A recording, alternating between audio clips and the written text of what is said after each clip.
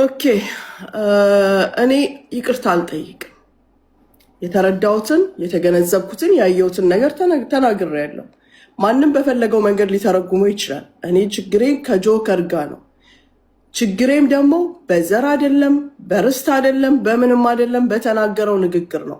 እሱም ችግሩ ተናገርሽ በሚለው ወይም ተጠንቀቅ በልጉት ብዬ የገዛ ጓደኞች ፊት በተናገርኩት ንግግር ነው።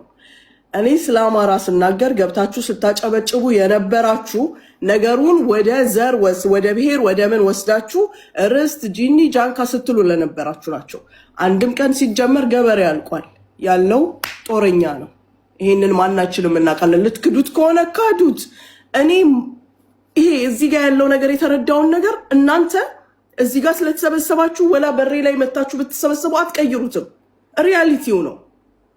እኔ ጫካ ያለው ቤተሰቡን የበተነውን ህዝብ አልናገርም፣ ልናገርም አልችልም።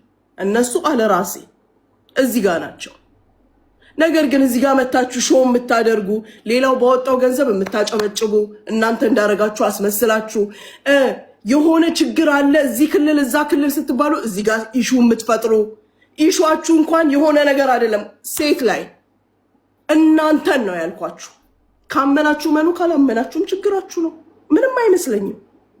እዚህ አካባቢ ችግር አለ እንተባበር የሚባለው ወሬ ሲሰማ እዚህ ጋር የሴት ታሪክ አለ።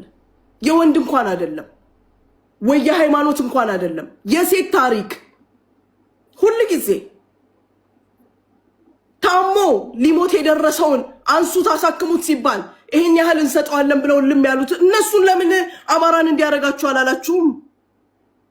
ሚስቶቻቸው ልጆቻቸው እኔ የሰው ቤት ስራ እየሰሩ አንድ ወር ለእህትና ለእናታቸው አንድ ወር ለአጎት ለአባት ለወንድም ጫካ ላለው የሚልኩ ሴቶች አውቃለሁ። ሰው ቤት እየሰሩ እዚህ ጋር ቁጭ ብለው ግን እየተላከላቸው በየመጠጥ ቤቱ በየምግብ ቤቱ በየምኑ እኛን የሚያሳድዱ አሉ። ምንም ያላረግነው እምረዳበት መንገድ ባገኝ እረዳለሁ። የሚጠይቀኝ መጥቶ ይጠይቀኝ፣ ምንም ችግር የለብኝም። እኔ ሰኢድ ወረባቦን ሳግዘው እገዛ ሆኖ አይደለም፣ ማንንም አግዣለሁ።